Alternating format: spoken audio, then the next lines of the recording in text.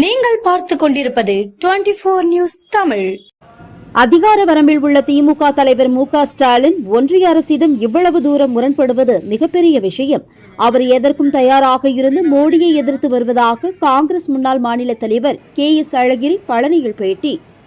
திண்டுக்கல் மாவட்டம் பழனி அருள்மிகு தண்டாயுதபாணி சுவாமி திருக்கோவிலுக்கு காங்கிரஸ் கட்சியின் முன்னாள் மாநில தலைவர் கே.எஸ். அழகிரி சுவாமி தரிசனம் செய்ய வந்திருந்தார். பின்னர் பத்திரிகையாளர்களை சந்தித்த அவர் தவறான அரசியல் முன்னுதாரணத்தை வைத்து பாஜக தேசத்தை தவறான பாதைக்கு அழைத்துச் செல்வதாக தெரிவித்தார்.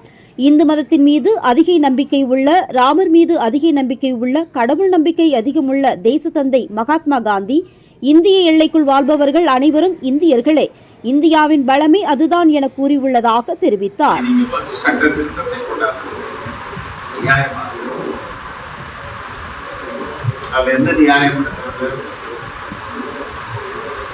பழனி கோயில்ல அரங்காவலராக இந்து அல்லாத 2 பேரை நியமிக்க நாம் ஏற்றுக்கொள்வோமா?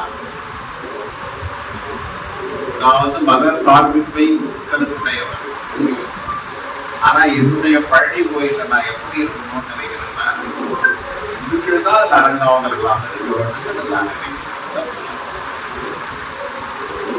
இதுல கொண்டாந்து இந்து அல்லாத 2 பேரை அரங்காவலராக போட்டால் இந்த ஊர்ல யாராவது ஏற்றுக்கொள்ளலாம்? நேர்மையானவர்கள் யாராவது? அதேதான் இன்றைக்கு நடக்குது. நீங்க ஜும்மா மசூதியில போய் இஸ்லாமியர் இல்லாத 2 பேரை போய் போட்டீங்கன்னா என்ன நியாயம் வந்து?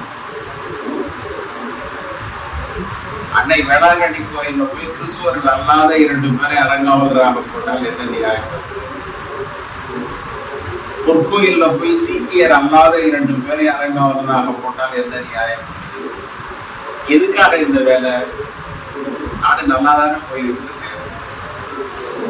எதுக்காக நாட்டு மேல இந்த தாக்குதல் தொடுக்கணும்? சொல்றேன், தேர்தலில் வெற்றி பெறலாம், பின்னடைவு வரலாம், அதிகாரத்திற்கு வரலாம், வராமல். ஆனா அதற்காக மக்களை இப்படி பதற வைப்பது என்பது தவறானது. மோடி அரசாங்கம் இதை செய்கிறது. உச்ச நீதிமன்றம் கடுமையான கண்டனம் தெரிவித்தது.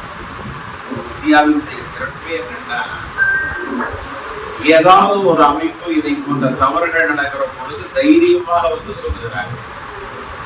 உச்ச நீதிமன்றம் சொல்லி, உச்ச நீதிமன்றம் தான் இதற்கு தடையாக.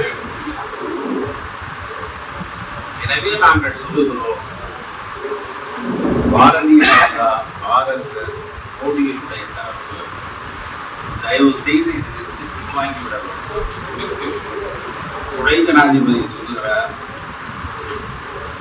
குடியரசுத் தலைவரையே கேள்வி கேட்கிறீர்களா என்ற வாதத்தை, கடவுளையே கேள்வி கேட்கலாம். அதுதான் ஜனநாயகம். நீங்க குடியரசுத் தலைவரை கேள்வி கேட்க கூடாதுன்னு யார் சொல்ல முடியும்? ஏன் சொல்லணும்? எல்லோருமே கட்டுப்பட்டவர்கள் தான். எல்லோருமே ஏதாவது ஒன்றுக்கு கட்டுப்பட்டவர்கள், பதில் சொல்லக்கூடியவர்கள் தான். குடியரசுத் தலைவர் என்ன கேள்விகளுக்கு அப்பாற்பட்டவரா? குடியரசுத் தலைவரும் பதில் சொல்லணும். குடியரசுத் தலைவரே